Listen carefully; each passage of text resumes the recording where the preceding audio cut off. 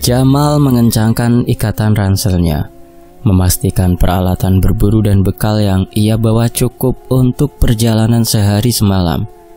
Ia sudah terbiasa keluar masuk hutan Kalimantan, memburu burung-burung langka yang dihargai tinggi di pasar gelap. Tapi kali ini berbeda.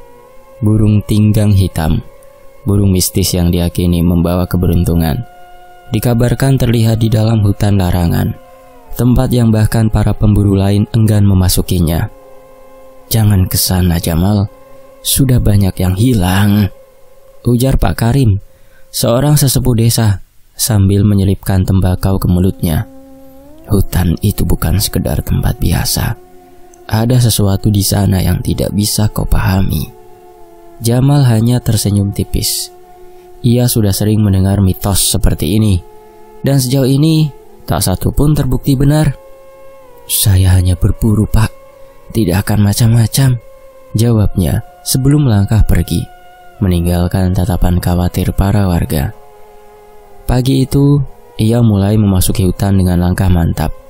Cahaya matahari menembus celah dedaunan, menampilkan hamparan hijau yang rimbun dan jalan setapak yang samar. Suara burung bersahutan menandakan bahwa hutan ini masih hidup dan kaya akan satwa. Jamal bergerak dengan cekatan. Matanya waspada mencari tanda-tanda keberadaan burung yang ia cari. Beberapa jam berlalu hingga akhirnya ia menemukan bulu hitam berkilauan tersangkut di semak-semak. Nafasnya tertahan. Ini pasti bulu tinggang hitam. Ia semakin bersemangat, mengikuti jejak yang mengarah lebih dalam ke hutan. Semakin dalam ia berjalan, suasana hutan mulai berubah. Batang pohon menjadi lebih besar, akarnya menjalar seperti tangan-tangan yang mencengkeram tanah. Udara terasa lebih lembab, dan kabut tipis mulai turun meski masih siang. Aneh, pikirnya. Biasanya kabut hanya turun menjelang senja atau pagi hari, tapi ia mengabaikan firasat buruknya dan terus berjalan. Burung itu muncul di hadapannya, bertengger di dahan besar. Kepalanya miring seolah mengamati Jamal. Matanya tajam dan gelap. Bulunya berkilau saat terkena cahaya samar. Akhirnya, Jamal mengangkat senapan anginnya perlahan, menarik nafas dalam. Namun, tepat saat ia hendak menarik pelatuk, burung itu berkicau keras dan terbang lebih dalam ke hutan. Jamal, yang sudah terlanjur terpikat dengan buruannya, tanpa berpikir panjang segera mengejar. Ia terus berlari, mengabaikan ranting yang mencakar lengannya dan akar yang hampir membuatnya tersandung. Semakin jauh ia masuk, semakin asing suasana di sekitarnya, hingga akhirnya ia berhenti di sebuah tanah lapang yang dikelilingi pohon-pohon besar. Burung itu sudah tidak terlihat lagi. Jamal menghela nafas kesal. Ia memeriksa sekeliling, berusaha menemukan jejaknya kembali. Namun saat ia berbalik, ia merasakan sesuatu yang tidak wajar. Jejak kakinya menghilang. Jantungnya berdegup lebih cepat. Ia melihat ke belakang, ke arah jalur yang tadi ia lalui. Tidak ada bekas pijakan di tanah lembab itu. Seharusnya ada. Ia yakin telah melewati jalan itu beberapa menit lalu. Suara burung yang semula ramai kini senyap. Hutan menjadi sunyi, terlalu sunyi. Bahkan suara jangkrik dan hembusan angin pun tak terdengar. Sebuah bayangan bergerak di sudut matanya. Jamal menoleh cepat, namun tidak melihat apapun selain batang pohon yang menjulang tinggi. Namun, ia merasakan sesuatu yang mengawasinya. "Jangan panik, Jamal," gumamnya, berusaha menenangkan diri. Ini mungkin hanya sugesti karena ia lelah. Ia mengatur nafas dan mencoba mengingat arah datangnya. Namun, setiap langkah yang ia ambil terasa sia-sia. Jalan yang ia lalui selalu membawanya kembali ke tempat yang sama. Kabut semakin menebal. Udara menjadi lebih dingin, membuat bulu kuduknya meremang. Lalu terdengar suara lirih, seperti bisikan yang terbang bersama angin. Bukan suara burung, bukan suara binatang, sesuatu yang lain. Jamal merapatkan pegangan pada senapannya. Ia tak suka ini. Ia bukan orang yang mudah takut, tapi perasaan aneh ini membuatnya tidak nyaman. Lalu di antara kabut, ia melihat sesuatu. Di kejauhan, samar-samar tampak deretan bangunan kayu kecil, seperti rumah-rumah panggung tradisional, berdiri berjajar dengan atap rumbia. Cahaya temaram keluar dari jendela-jendelanya, seolah ada kehidupan di sana. Jamal mengerutkan kening. Desa? Sejak kapan ada desa di tengah hutan? Ia yakin sekali tidak ada pemukiman di peta yang ia pelajari sebelumnya. Namun, mengingat ia tersesat dan hari sudah semakin gelap, satu-satunya pilihan logis adalah menuju desa itu. Dengan langkah hati-hati, ia berjalan mendekat. Semakin dekat ia melangkah, semakin ia merasa ada sesuatu yang tidak biasa dari tempat itu. Tidak ada suara kehidupan.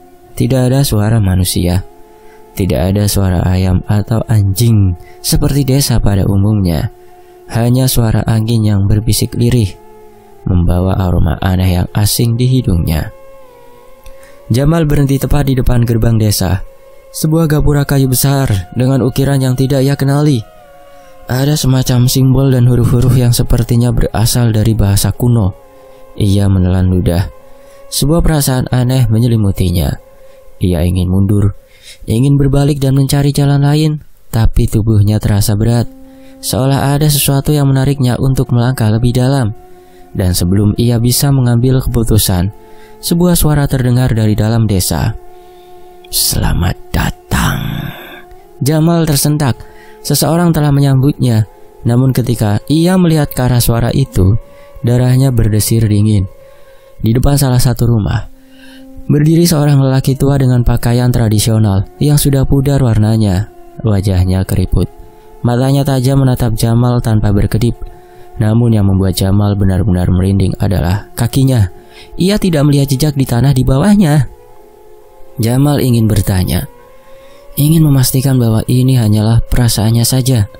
Tapi sebelum ia sempat berbicara, lelaki itu tersenyum, dan senyumnya terlalu lebar untuk ukuran manusia. Jamal berdiri di depan gerbang kayu yang sudah lapuk, menatap perkampungan kecil yang seolah muncul entah dari mana. Ia yakin sekali sebelum kabut turun, desa ini tidak ada dalam pandangannya. Namun kini, di hadapannya deretan rumah panggung dari kayu berdiri tegak, diterangi cahaya temaram dari lentera minyak yang tergantung di beranda. Langkahnya terasa berat saat ia melangkah masuk. Hatinya diliputi keraguan, tetapi akalnya berkata bahwa lebih baik ia mencari pertolongan daripada terus berkeliaran di hutan tanpa arah. Penduduk desa mulai bermunculan, mengintip dari balik jendela atau berdiri di depan rumah mereka. Yang membuat Jamal sedikit waspada adalah pakaian mereka.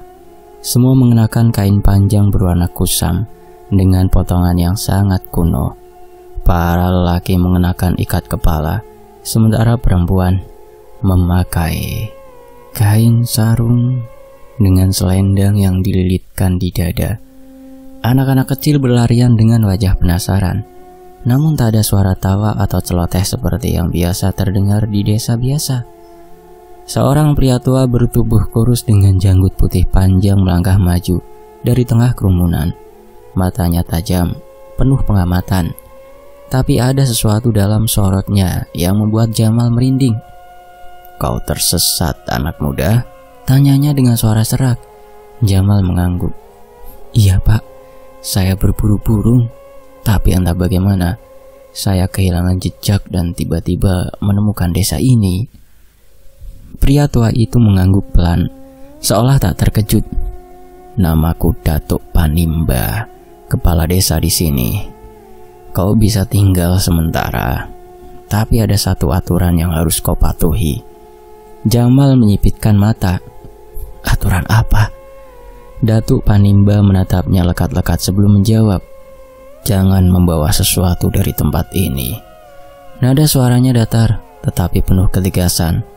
Penduduk yang lain yang semula hanya diam mengamati, kini mulai berbisik-bisik. Beberapa dari mereka menundukkan kepala, seakan takut mendengar peringatan itu diucapkan. Jamal menelan ludah. Peringatan ini terdengar seperti mitos-mitos yang biasa diceritakan orang tua di desanya dulu. Larangan yang tidak masuk akal tetapi dipercayai turun-temurun. Kenapa? Tanyanya hati-hati. Datuk Panimba tidak langsung menjawab. Ia hanya menatap langit yang mulai berubah jingga, lalu berbalik menuju salah satu rumah. Aku akan menyiapkan tempat untukmu di sini, katanya, mengabaikan pertanyaan Jamal. Jamal diberi tempat di sebuah rumah panggung yang sederhana. Pemiliknya seorang lelaki parubaya bernama Pak Lintar. Tinggal di sana bersama istrinya yang pendiam. Mereka memberinya makan malam berupa nasi dan ikan panggang yang aromanya aneh, sedikit lebih amis dari biasanya.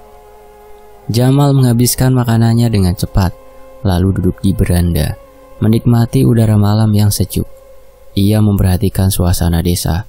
Semua penduduk bergerak cepat, seakan berpacu dengan waktu. Lentera minyak dinyalakan di setiap rumah, tetapi tak satu pun dari mereka berani keluar setelah matahari benar-benar tenggelam. Pintu dan jendela ditutup rapat. Tak ada suara langkah kaki, tak ada suara binatang malam, hanya sunyi yang pekat. Pak Lintar duduk di seberang Jamal, wajahnya terlihat tegang. Lebih baik kau masuk dan tidur, nak. Jamal menatapnya bingung. Pak, boleh saya tanya sesuatu? Pak Lintar menghela nafas, lalu mengangguk. Kenapa saya tidak boleh keluar setelah gelap, Pak? Lelaki itu terdiam cukup lama sebelum menjawab. Bukan tidak boleh, tidak seharusnya. Jamal menunggu penjelasan lebih lanjut, tetapi Pak Lintar hanya berdiri dan berjalan ke dalam rumah. Istrinya sudah lebih dulu bersembunyi di balik pintu kamar, seakan tak ingin mendengar lebih banyak.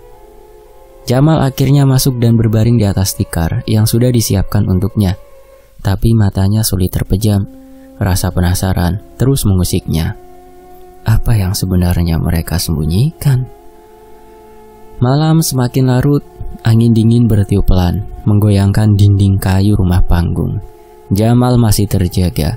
Tatapannya terpaku ke atap. Ia mencoba memejamkan mata, tetapi setiap kali ia hampir tertidur, ia merasa ada sesuatu yang mengawasinya. Lalu suara itu datang. Jamal. Suara lirih hampir seperti bisikan, tapi terdengar jelas di telinganya. Jamal tersentak, matanya membelalak. Ia yakin suara itu berasal dari luar. Menoleh ke jendela, ia bisa melihat celah kecil antara kayu-kayu yang tidak tertutup sempurna. Di luar sana, hanya ada gelap. Ia menahan nafas, mencoba mendengar lebih jelas. Jamal. Suara itu terdengar lagi, kali ini lebih dekat. Jamal merasakan bulu kuduknya berdiri. Ini bukan suara Pak Lintar, bukan juga istrinya, bahkan bukan suara orang desa. Ia bangkit perlahan, berjalan ke arah jendela dengan langkah hati-hati. Tangannya sedikit gemetar saat ia mengintip melalui celah kayu. Di luar, sesuatu bergerak di antara kabut. Samar-samar, ia melihat sosok bayangan berdiri diam di tengah jalan desa. Bayangan itu tinggi, lebih tinggi dari manusia biasa. Tubuhnya kurus, seperti ranting pohon yang mengering. Wajahnya tidak terlihat jelas, tetapi matanya bersinar redup, seperti bara api yang hampir padam. Jamal menahan nafas, berharap sosok itu tidak menyadari keberadaannya, tapi ia salah. Sosok itu perlahan menoleh ke arahnya, dan dari balik celah jendela, Jamal bisa melihat senyum mengerikan di wajahnya. Senyuman yang terlalu lebar, terlalu tidak wajar untuk ukuran manusia. Jamal mundur perlahan, berusaha untuk tidak menimbulkan suara. Ia kembali ke tikarnya dan menarik selimut hingga ke dagu. Ia mencoba meyakinkan dirinya bahwa itu hanya bayangan pohon, mungkin hanya imajinasinya karena terlalu lelah. Namun, tepat sebelum ia menutup matanya, sesuatu berdenting di luar rumah, seperti suara kuku yang mengetuk lantai kayu dengan ritme perlahan. Tuk tuk tuk. Suaranya bergerak di luar dinding, berputar mengelilingi rumah panggung tempatnya menginap. Jamal menahan nafas. Tuk tuk tuk. Suara itu kini berada di depan pintu. Jamal ingin berteriak, tetapi suaranya tercekat. Lalu dalam keheningan yang mencekam, terdengar suara lain, suara nafas berat di balik pintu, seakan sesuatu sedang menunggu. Jamal menutup matanya erat-erat, memaksa dirinya untuk tidak bergerak. Lalu suara itu perlahan menjauh. Kabut semakin menebal di luar, dan ketenangan kembali menyelimuti desa. Tapi Jamal tahu, ini bukan ketenangan yang sesungguhnya. Mereka menunggu, dan Jamal yakin ini baru permulaan. Sementara itu, pada malam kedua, Jamal menahan nafas, jantungnya berdebar kencang saat ia mengintip dari balik bayangan rumah. Udara terasa lebih dingin daripada malam sebelumnya, dan desiran angin membawa bisikan-bisikan yang sulit dipahami. Penduduk desa yang tadi siang tampak ramah dan sederhana, kini berlutut dengan kepala tertunduk dalam lingkaran yang sempurna. Mereka melantunkan mantra dalam bahasa kuno yang asing di telinganya. Di tengah lingkaran itu makhluk-makhluk tinggi besar berdiri. Mata mereka menyala merah seperti bara api. Tubuhnya berlumur lumpur hitam yang mengeluarkan bau anyir. Mereka bergerak perlahan, seolah-olah mengamati satu persatu penduduk yang berlutut. Ada sesuatu yang mengerikan dalam cara mereka berjalan. Langkah mereka tidak seperti manusia. Tidak ada suara hentakan kaki, hanya disiram seperti benda berat yang diseret di atas tanah basah. Jamal ingin berbalik, kembali ke dalam rumah tempat ia menginap, tetapi tubuhnya terasa kaku. Ia menahan nafas ketika salah satu sosok itu berhenti tepat di depan seorang pria tua yang gemetar ketakutan. Sosok itu merendahkan tubuhnya, menatap pria tua itu, lalu mengangkat tangannya yang panjang dan kurus. Dengan satu sentuhan, tubuh pria tua itu menegang. Lalu pelan-pelan seperti kehilangan bentuknya, mengering, mengerut, dan akhirnya jatuh ke tanah seperti seonggok kain kusam yang kosong.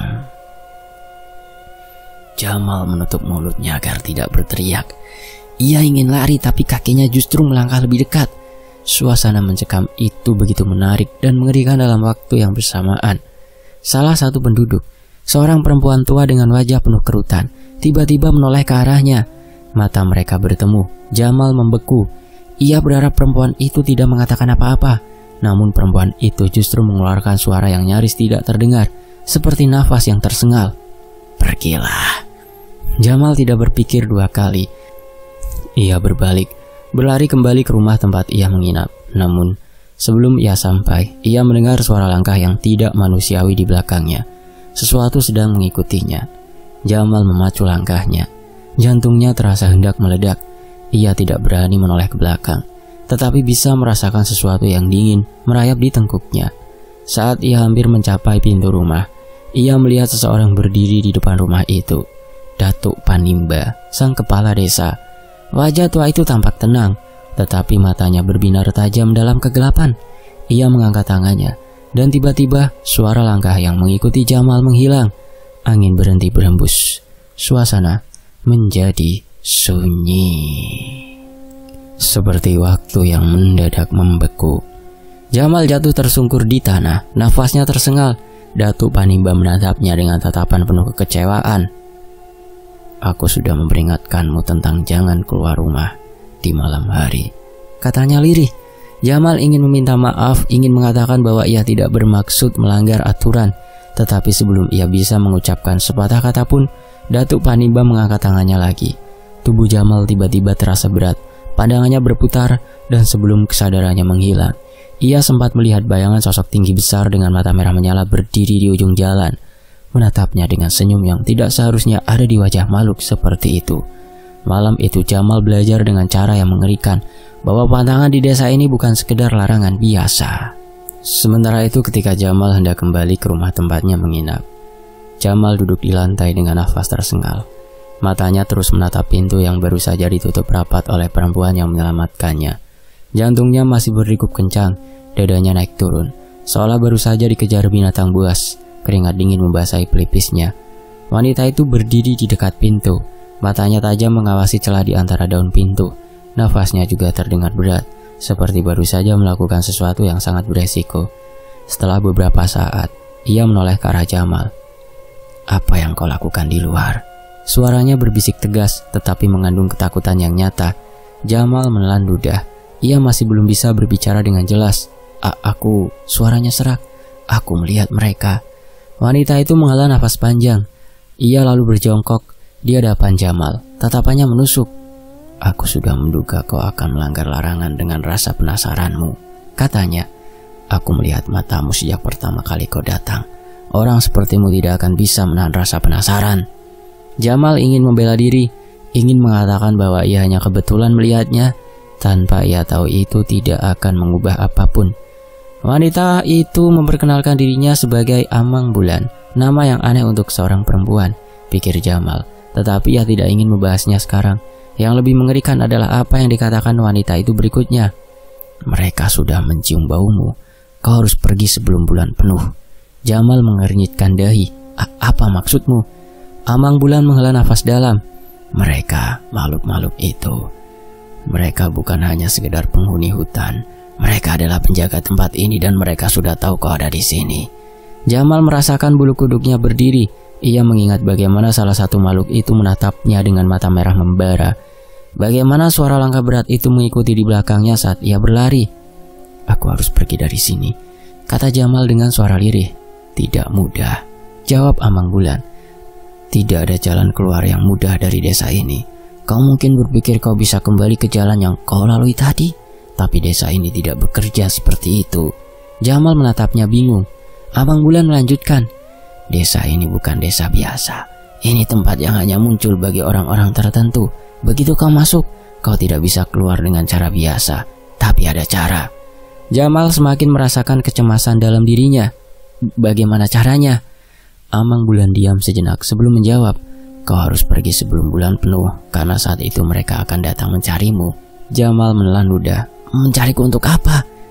Amang Bulan menatapnya dengan tatapan kosong sebelum akhirnya menjawab dengan suara pelan. Untuk menjadikanmu bagian dari mereka. Jamal merasakan tubuhnya melemas. Seluruh pikirannya berputar. Ia tak pernah mempercayai hal-hal mistis sebelumnya. Tetapi apa yang ia lihat dengan mata kepalanya sendiri tidak bisa dijelaskan dengan logika. Aku akan membantumu, lanjutnya. Tapi kau harus percaya padaku dan kau harus menuruti semua yang aku katakan. Jika kau melakukan kesalahan lagi, aku tidak bisa menjamin nyawamu. Jamal mengangguk cepat. Ia tidak punya pilihan lain. Di waktu yang lain, malam semakin pekat dan angin berhembus. Berhembus dingin, menyusup ke pori-pori kulit Jamal. Bayangan-bayangan di sudut matanya semakin sering muncul, membuatnya merasa terus diawasi. Sesekali suara gemerisik seperti langkah kaki terdengar di belakangnya. Tetapi saat ia menoleh, tidak ada siapa-siapa. Amang Bulan duduk bersila di hadapannya. Wajahnya serius dan penuh kehati-hatian. Ia menggambar simbol-simbol aneh di lengan Jamal dengan cairan hitam pekat yang berbau anyir. Tangannya gemetar, tetapi suaranya tetap tenang. Ketika berkata, ini hanya akan menyamarkanmu dari mereka. Sementara, jika kau benar-benar ingin keluar dari desa ini, kau harus melakukan ritual yang lebih besar. Jamal menelan ludah, merasa cemas dengan kata-kata Amang Bulan. Ritual apa? Aku akan melakukan apapun, asal aku bisa keluar dari tempat ini. Amang Bulan menarik nafas dalam-dalam sebelum menjelaskan. Jejakmu telah dikenali oleh mereka. Setiap langkah yang kau ambil, mereka tahu. Itulah mengapa kau selalu kembali ke tempat yang sama. Untuk benar-benar keluar, kau harus menghapus jejak keberadaanmu di desa ini. Ritual ini akan membuatmu seperti tidak pernah ada di sini. Bagaimana caranya? Kau harus menemukan tanah hitam dari pekarangan rumah tertua di desa ini, kemudian mencampurnya dengan darahmu sendiri. Setelah itu kau harus membakarnya di bawah pohon beringin yang terbelah dua, terletak di sebelah sana. Jamal terdiam sejenak. Tanah hitam? Rumah tertua di desa ini? Amang Bulan mengangguk. Ya, itu rumah yang dulu ditinggali oleh pertama yang membuat perjanjian dengan mereka. Hanya dengan tanah dari tempat itu, kau bisa memutus hubunganmu dengan desa ini. Tapi ingat, rumah itu sekarang kosong, ditinggalkan, atau lebih tepatnya, dihuni oleh sesuatu yang lain. Jamal menghela nafas berat. Tidak ada pilihan lain. Jika ia tetap di desa ini, ia akan terjebak selamanya. Dengan sisa tenaga yang ada, ia menguatkan diri. Tunjukkan jalannya. Mereka berjalan dalam keheningan, hanya ditemani suara dedaunan yang bergesekan di hembus angin. Desa itu terasa lebih sunyi dari sebelumnya, seolah semua penduduknya telah menghilang. Tidak ada suara binatang malam, tidak ada suara obrolan dari rumah-rumah, hanya ada keheningan yang mencengkram. Setelah beberapa menit berjalan, mereka tiba di depan rumah tua yang dimaksud Amang Bulan. Rumah itu berdiri kokoh tetapi usang, dengan dinding kayu yang mulai lapuk dan jendela-jendela yang terbuka seperti mulut menganga. Cahaya bulan samar menerangi pekarangannya, memperlihatkan tanah yang berwarna hijau, gelap dibandingkan tanah di sekitarnya. Jamal merasakan hawa dingin menjalar di tengkuknya. Ada sesuatu yang tidak beres. Cepat ambil tanahnya, jangan berlama-lama di sini. bisik Amang Bulan. Jamal mengangguk dan berjongkok, mulai menggali tanah hitam dengan tangan kosong. Saat ia mencengkram segenggam tanah, sebuah suara tiba-tiba terdengar dari dalam rumah, seperti langkah kaki menyeret sesuatu yang berat. Jantung Jamal berdegup kencang. Ia menoleh ke Amang Bulan yang matanya juga melebar. "Cepat, kita harus pergi," bisiknya.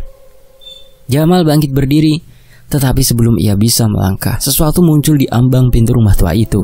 Sesosok bayangan tinggi dengan tubuh yang tampak tidak sepenuhnya manusiawi. Matanya kosong dan mulutnya mengeluarkan suara berderit seperti kayu tua yang patah. Jamal merasa kakinya membeku. Apa itu? Amang Bulan menarik lengannya dengan keras. "Jangan melihatnya, mari." Tanpa berpikir panjang, Jamal mengikuti Amang Bulan. Mereka berlari secepat mungkin, meninggalkan rumah itu di belakang. Namun suara langkah berat masih terdengar mengikuti mereka. Sesekali bayangan gelap terlihat di sudut matanya, bergerak cepat di antara pepohonan. Jamal menggenggam erat tanah hitam di tangannya. Ia tidak boleh menjatuhkannya. Setelah berlari sejauh mungkin, mereka akhirnya tiba di bawah pohon beringin yang terbelah dua. Amang Bulan segera merogoh kantongnya dan mengeluarkan pisau kecil. Ia menyerahkannya kepada Jamal. "Sekarang, teteskan darahmu ke tanah itu dan bakar." Jamal menggigit bibir. Tangannya gemetar saat ia menggoreskan pisau ke telapak tangannya sendiri. Darah hangat menetes ke tanah hitam yang ia bawa. Kemudian dengan tangan satunya ia mengambil korek api dan menyalakan api. Saat api menyala dan mulai membakar tanah itu, terdengar jeritan panjang dari kejauhan. Jeritan yang tidak berasal dari manusia. Pohon beringin di depan mereka bergetar seolah akan tumbang. Angin bertiup kencang, membuat dedaunan berterbangan di sekitar mereka. Bayangan-bayangan yang tadi mengintai di sudut matanya kini tampak jelas, bergerak gelisah di antara pepohonan. Jamal menutup matanya, berusaha bertahan dari rasa takut yang begitu kuat. Lalu tiba-tiba semuanya menjadi sunyi. Angin berhenti bertiup, suara jeritan menghilang. Hanya ada cahaya api yang redup dan sisa tanah yang telah menjadi abu. Jamal membuka matanya perlahan. Ia menoleh ke arah Amang Bulan yang tersenyum tipis. "Kau telah menghapus jejakmu dari desa ini. Sekarang kau bisa pergi. Keluarlah." Jamal menatap sekeliling. Pohon beringin yang tadi terasa begitu besar, kini tampak lebih kecil, seolah-olah telah kehilangan kekuatannya. Jalan di depannya terbuka lebar. Jamal melihat jalan keluar yang nyata dan melihat jejak kakinya ada di tanah. Setelah keluar dari desa gaib tersebut. Selesai. Demikianlah sebuah kisah, semoga terhibur. Minal aidin wal faizin, mohon maaf lahir dan batin. Taqabbalallahu minna wa minkum. Selamat Hari Raya Idul Fitri 1446 Hijriah. Tony FS pamit, sampai jumpa di kisah lainnya. Wassalamualaikum warahmatullahi wabarakatuh.